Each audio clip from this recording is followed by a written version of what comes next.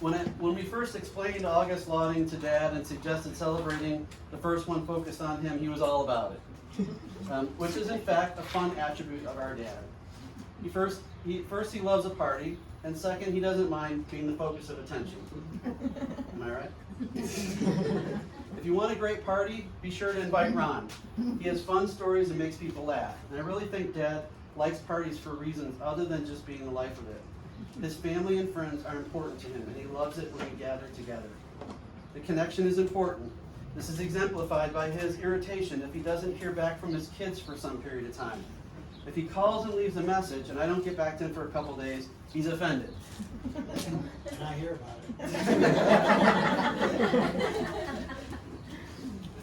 it. I've come to appreciate this as him missing us. A different disappointment for Dad, as we are reminded most every year, is the fact that his birthday is so close to Christmas, December 28th. He gets cheated every year as a result. And even though we laugh about it, it's a reminder that he does like to get gifts. But he also likes to give gifts too. And the best gift Dad ever got is actually one of the best gifts I ever got. And although Dad is more quiet about his faith, it was a huge blessing when he acknowledged his need for Jesus and accepted the forgiveness offered to those who put their faith in him. Having the privilege to baptize Dad was a gift to me that I will always cherish. Hopefully these few things I've highlighted are fun and meaningful to many of us. It's not an exhaustive list, but hopefully one's worth reflecting on. You're a great dad, and I'm eternally grateful for being born into this family. Thanks for your example and leadership, Dad. You deserve to be Augustlauding.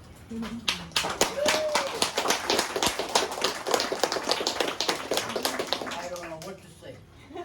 I'm just flabbergasted.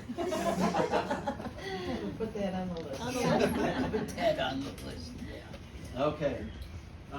Mom. So I know Augustlauding was meant to focus on Dad, but it seems right to talk about you too, especially because we have everyone here. But we all know that unlike Dad, Mom is not one for being the center of attention. So I'll try to keep my comments brief and not too spectacular.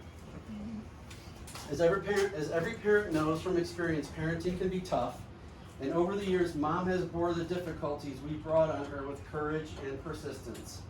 I'll start by thanking Mom for her firm discipline the time I was caught robbing Kmart, and she was called in by the police to pick me up.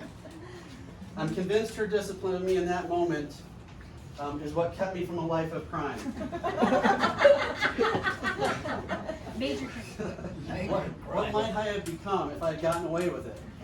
In all seriousness, though, as I think back on my life and Mom's desire to intentionally parent, there were some difficult spells for her years back. And what is so impressive to me, remembering those times, is how Mom climbed her way out of them. I expect that she would give the recognition to God, her counseling, and her family support. But I want to recognize Mom for her internal fortitude to heal. That is what is so inspiring to me, and it continues today. Mom, your drive to be healthy and whole is absolutely an inspiration. And I'm looking for you to press into that until your final days. It's always a good time to take and pause and reflect on Mom's lifetime of cooking prowess. She's put together some wonderful meals for us. Oh my goodness. And it still amazes me today to think back on my growing up having 3 squares every day. Right? Sunday dinner every day. Every day. And when we gather, she always wants to bring her A game. I know it's a bit of a frustration lately, wishing she could be equally ambitious as she was in the early days. But whatever she sets her mind to make is delicious, and many family memories have been made around her wonderful cooking. It's worth noting that beyond the wonderful meals and love of friends and family, there are other things that Mom cares about and invests in. And since becoming a Christian years ago, she desires that the world learn about Jesus and hopes in doing so would follow him. She's been faithful to her church and its mission in that regard. She also cares about our country and has hopes and prays earnestly that it would stay true to the values that were foundational at its beginnings. Her desire to serve is exemplified by her volunteering as an election judge.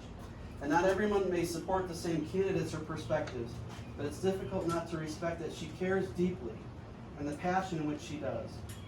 Thanks, Mom, for being a wonderful example of someone who cares for things beyond yourself and for the greater good. So to keep my promise, to keep it brief, I'll finish on this note. The things I'll remember about Mom more than anything is her devotion to prayer.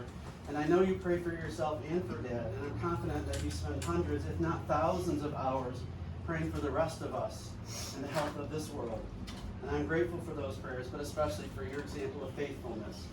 And in speaking of faithfulness, no one is ever perfect on this side of eternity, but Mom and Dad are wonderful people and examples of loving and supporting parents. And although not every day is a party, their example of faithfulness to each other in marriage for 66 years is an inspiration in itself to us and to the world. Through good times and hard times, sickness and health, we stayed committed and loved each other in a similar way that God loves us, no matter what. We're so grateful to have you as our Mom and Dad, and hold every day we have left with you as a precious gift. All my love, Michael. Yeah.